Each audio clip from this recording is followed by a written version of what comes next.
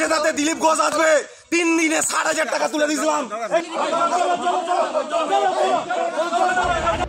কোলাঘাটে দিলীপ ঘোষকে ঘিরে বিজেপির অন্দরকলহ, দলীয় কর্মীদের বিক্ষোভে উত্তপ্ত পরিস্থিতি।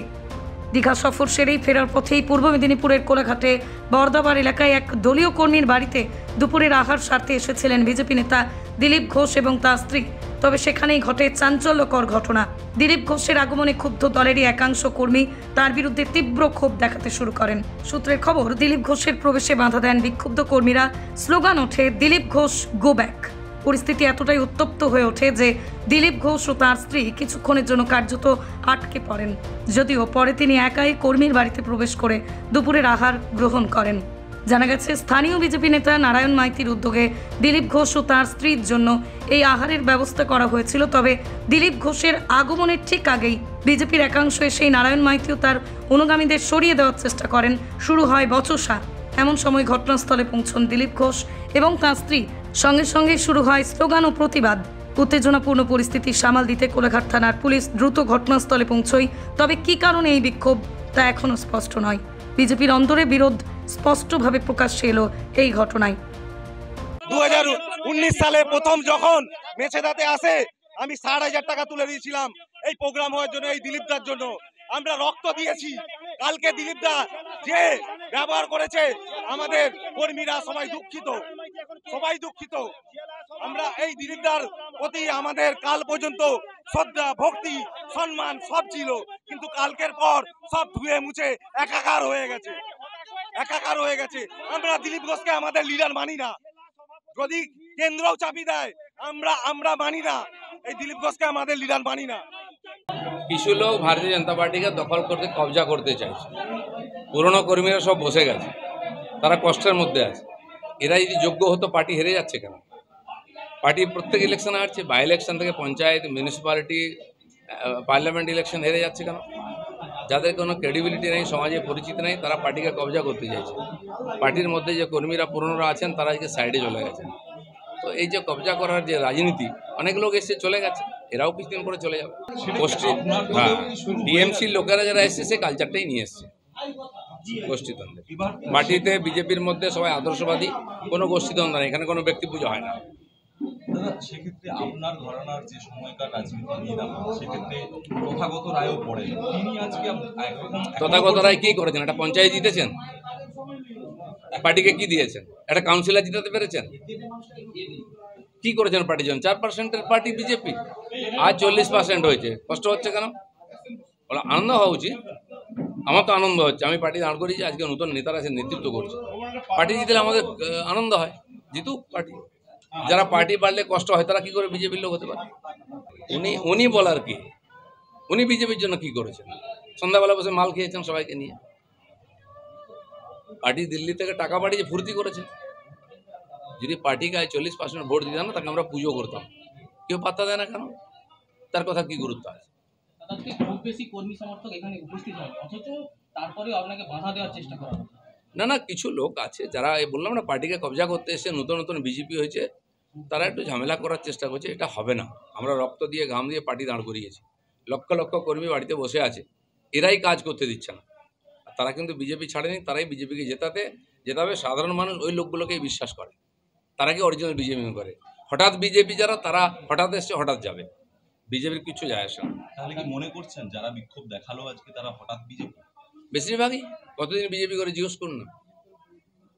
এর মধ্যে তো বিধায়ক পদে দাঁড়িয়েছিলেন এমন লোকও রয়েছে। বিধায়ক যারা হয়, তারা মেম্বারও নেই পার্টির। মেম্বার থাকে না, সে এসে পার্টির বিধায়ক দাঁড়িয়ে যায়। বাবুল সুপ্রিয় মেম্বার হয়েছিল, এমপি হয়েছিল, মন্ত্রী হয়েছিল। তাতে কি হয়ে গেছে? কোটাতে বহু লোক সহসভাপতি হয়েছে। কতদিন আগে বিজেপি আমাকে কালো ঝান্ডা দেখিয়েছে, তমলুকে, সে আমার পার্টির নেতা আছে। এরকম বহু লোক আছে, জিএস হয়ে গেছে। তার মানে সে বিজেপি হয়ে গেল নাকি? যুব মোর্চা নয়, ওখানে কিছু ধান্দাবাজ লোক আছে, তাদের আমি চিনি। যুব মোর্চা কিছু নয়, ওরাই দালাল আছে। আজকে পরিষ্কার হয়ে যাচ্ছে, যেহেতু আমি কার্বলিক অ্যাসিড দিয়ে দিচ্ছি গর্তে, না, সব সাপ ও ব্যাং বেরিয়ে পড়েছে। আসল কথাটা বলেছে দিলীপ ঘোষ, আর দিলীপ ঘোষ বলবে, কারণ দিলীপ ঘোষ প্রাণ দিয়ে পার্টি দাঁড় করিয়েছে। আসেননি। 21-এ আপনি আসেননি, কদিন আগেও প্রোগ্রাম হয়েছিল, আপনি আসেননি। কবে বলছো তুমি? কবে 21 আর এখন আমি তো বলছি দুবার আপনাকে আমি ডেকেছিলাম নিজে থেকে, আপনি আসেননি। ডেট নিয়েছো? আপনার কাছ থেকে ডেট নিয়ে এখানে বিধানসভার প্রোগ্রাম করেছিলাম, এখানে সবাই আছে। আমি বলেছি আপনি খাবেন, কোনো অসুবিধা নেই, আমাদের কোনো অসুবিধা নেই। না, আপনি আসতেই পারেন, আপনি যে কোনো বাড়িতে যার ইচ্ছা বাড়িতে যেতে পারেন, কিন্তু এটা পার্টির লোক ব্যবহার করা হয়েছে। আপনি কি বলছেন? আগে কাউকে কেন বলবেন না পার্টির কাউকে? অসুবিধা নেই, আপনি জেলা সভাপতিকে বলে আসুন যে আমি এখানে প্রোগ্রাম করবো। জেলা সভাপতি আপনি বলে আসুন। মালিক এখানে মালিক কি আছে? কেন আপনার কথা শুনতে হবে নাকি?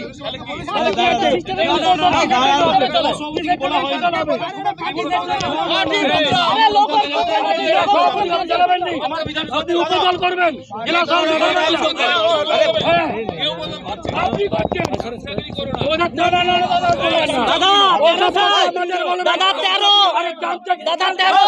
তৃণমূল থেকে আসেনি, তৃণমূল থেকে আসেনি দাদা, তৃণমূল থেকে আসেনি,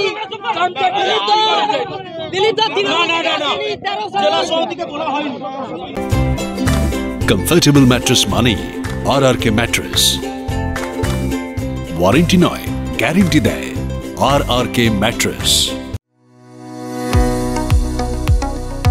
কোতুলপুরে সর্বপ্রথম এমআরআই পরিষেবা যুক্ত 110 বেডের মাল্টি স্পেশালিটি হসপিটাল হল মেডিকেয়ার জেনারেল হসপিটাল। স্বাস্থ্যসাথী মান্যতাপ্রাপ্ত এই হসপিটালে রয়েছে AC, non AC cabin, modern OT, ICCU, NICU, micro surgery, dialysis বিভাগ, ব্রেন ও spine surgery, cancer surgery, lift সহ নানান পরিষেবা। এছাড়াও রয়েছে সিটি স্ক্যান পরিষেবা যুক্ত নিজস্ব ডায়াগনস্টিক সেন্টার, ডক্টর চেম্বার্স, ওষুধের দোকান সহ 24 ঘন্টা অ্যাম্বুলেন্স পরিষেবা। 24 ঘন্টা অ্যাক্সিডেন্ট এমার্জেন্সি, রোগীর সুচিকিৎসা, সুপরিষেবা এবং সুস্বাস্থ্যই হল আমাদের মূল লক্ষ্য। ঠিকানা সরিষাদিঘি, কোতুলপুর, বাঁকুড়া। যোগাযোগ নম্বর 9434216662 অথবা যোগাযোগ করুন 9732212924 এই নম্বরে।